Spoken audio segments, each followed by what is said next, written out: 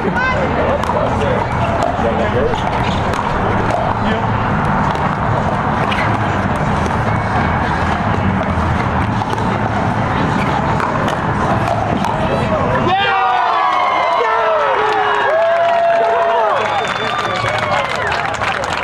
you're looking to get better at pickleball, you don't need this fancy, expensive coaching that's a complete waste of time.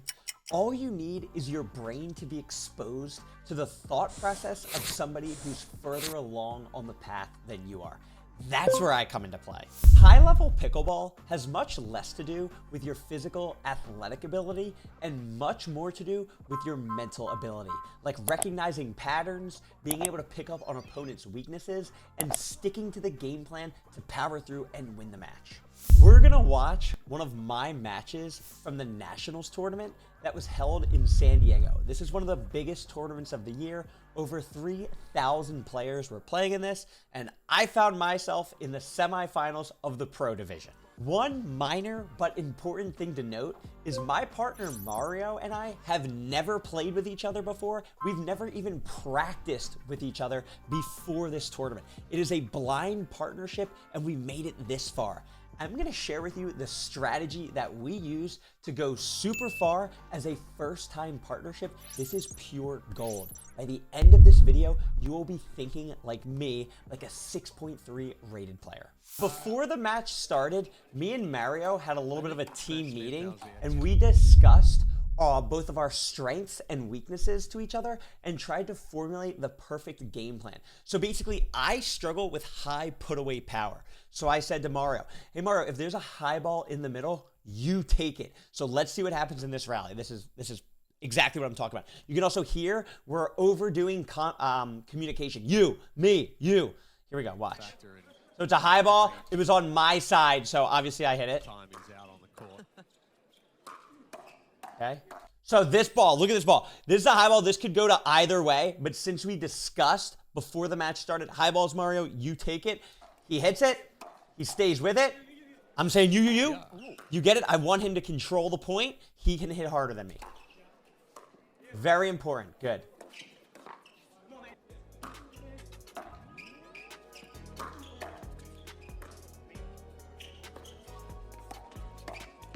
Ooh, nice. So for our strategy here, I want you to see that. See how I'm hitting this third shot here? Notice my partner Mario is not rushing in. He is staying even with me, and he's looking at me out of his peripheral vision. So this is going to tell him basically what he should do off of my shot. So let's see. He sees that I drive it. Notice he's staying completely back with me. We have the approach of having a controlled game. We don't want to be chaotic. So we said whenever we're hitting the third shot, let's just stay back with each other. Since we don't know if I'm going to drop or drive, since it's our first time ever playing with each other, let's just stay back with each other and then either drive it, drop it, and work in as a team. Look, we're moving up together in unison. Bam. And then Max hit a phenomenal speed up there. But the main thing is we are working up the court as a whole because we don't know each other's tendencies. Losses in a final to Jack Monroe and Will House.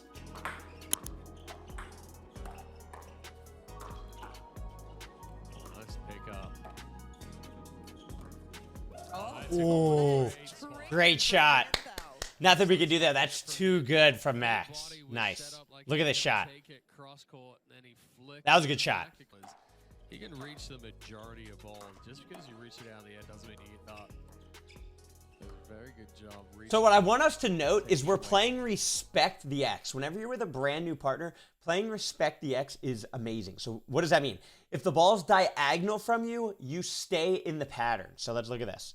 So whenever Max right here is hitting the ball, I'm basically going to let Mario control the middle. Whenever Eric hits the ball, my partner's going to let me control the middle. That's what this means. So look at this.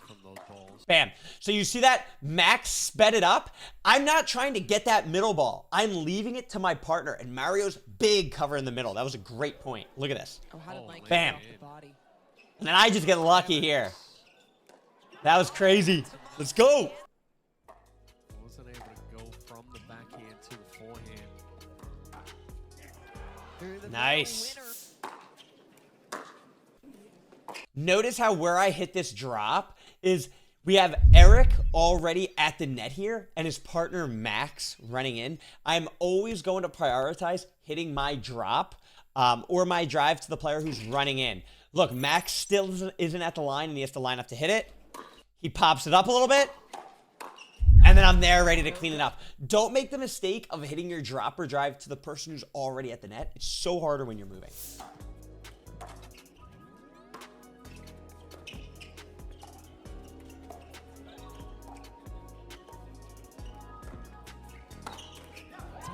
Nice. Okay, so I want you to pay attention to the ball that I take here. So we don't play respect the X here for this one ball. I want to show you why. Okay, look.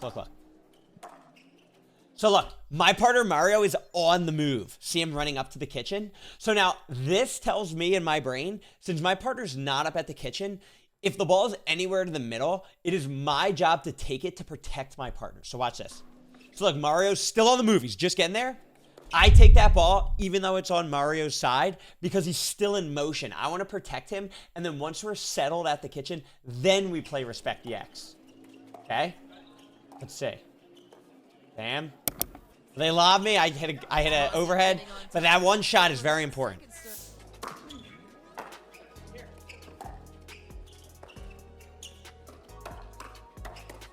Nice, good point.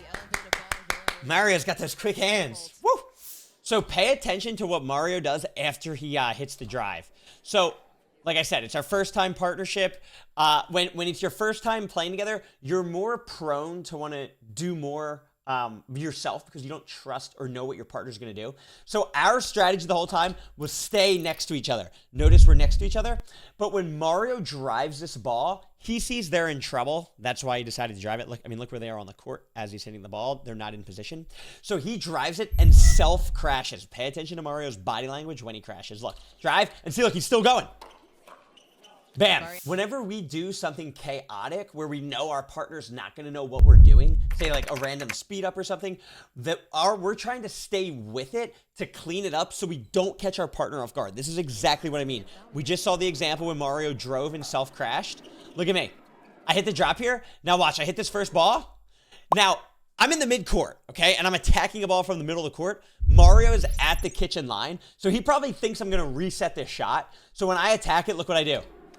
I stay with that next one. I jump in front of my partner because I know I'm speeding it up, so I should be there to clean it up. I shouldn't speed it up, look at my partner and be like, dude, why'd you miss it? He has no idea what I'm doing. We've played 2 matches before this to get to this point.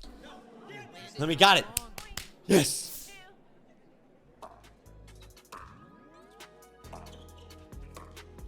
Look, we're staying back next to each other. Respect the X. It's diagonal. You stay in the diagonal. I don't need to get in his way. Ooh, nice point. Woo! I forget who wins this one.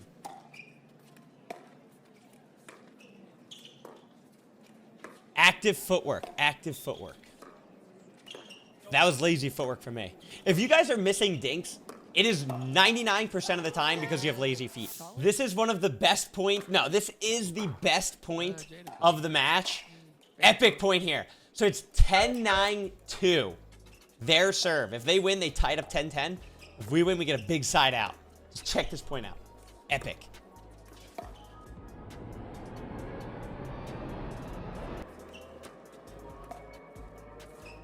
Notice we're staying calm. Big point in the match. Neither opponent wants to speed up. And they don't want to speed up. We don't want to speed up. Because it's such a big point here.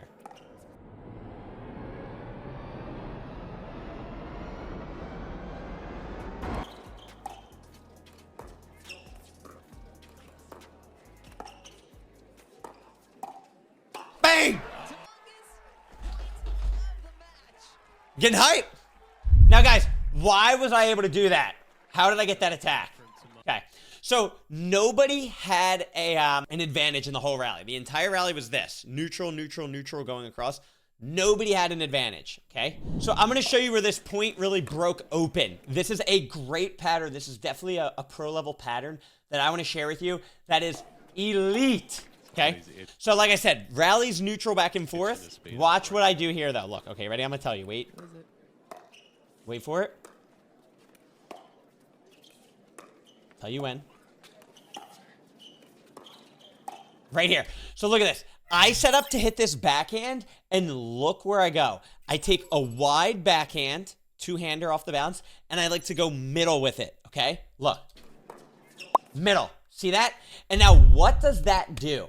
That sets up so later in the rally, if I get another ball out there, I can disguise that exact same form to hit it middle and then snap it across the court. Exact same form, just at the last second I used my wrists more, and then that is exactly what I did here. You set it up with the middle ball because then it baits them to the middle. Oh, he just had a backhand, he went middle. Here's another backhand, I'm gonna cover middle. Watch. Look, exact same thing. Wide backhand, wide backhand. Look at Eric. You can already see him cheating toward the middle. I snap it across. Eric steps to the middle, catch him off guard, get a pop-up, bang. Jumping out of the video for 1 second, I want to share with you what I drink to win more when I'm playing pickleball. I use Slam It Hydrate. It helps me win, literally. Slam It is better than the rest because it has double the electrolytes. Instead of using processed table salt like other brands, Slam It uses Baja Gold sea salt, some of the best in the world. Slam It Hydrate has 0 sugar, nothing artificial, and only 5 calories per serving, yet it is the best tasting electrolyte powder I've used. Head over to slamit.com to learn how drinking this stuff can help you win more in pickleball.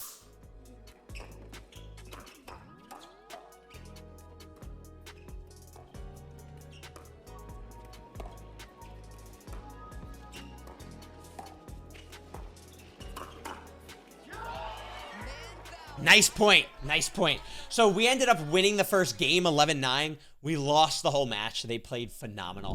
What I want to transition to now is talking about the 3 takeaways that were used in this tournament for us to make it to the semifinals as a first-time partnership in the pro division. Number 1, which is arguably the most important, is you have to have a conversation with your partner before the tournament starts. You need to discuss your strengths and weaknesses and their strengths and weaknesses individually so you can come up with a game plan that maximizes your strengths and minimizes the weaknesses as a team. Prime example is I told my partner, hey, I really struggle with high ball power, meaning if there's a ball that's high on my side, come take it. You have more power. I will get out of your way. Number 2 is if you're playing with a partner you never have before, you're not going to know their tendencies. So if you do something crazy, you need to clean up your own shot. For instance, when I hit that one mid-court attack, you saw I hit it and then jumped on my partner's side to clean it up because he doesn't know that I'm going to attack. Another example is when Mario drove the ball. I wasn't expecting him to hit a drive. He drove it and he looked to crash and clean it up himself. He didn't drive it and then rely on me to crash because I have no idea what he's doing and he knows that. We said this to each other before the tournament started. Number 3, you have to play respect the X when you're at the kitchen line dinking. What this means is if you're dinking cross court or diagonal, it is your job to cover the middle, whether it's a dink or a speed up. Exact same thing goes for your partner. If you're dinking cross court, you cover the middle. Don't rely on your partner to guess and cover it. This takes out the gray area of, oh, the forehand should get the middle. No, you don't know what your partner's gonna do. Now you know concrete. If I'm dinking cross court, I'm gonna get big in the middle. And if I don't, if they speed it up and it goes through the middle, we know who to blame so we can fix that. Thanks for making it till the end of the video. If you enjoy this style of coaching where you're literally inside my brain, please comment down below. I love making these. I wanna hear from you what you like. Make sure to subscribe and I'll see you in next week's video. Thank you so much. YouTube thinks you should watch this video next, and so do I. Keep getting better at pickleball.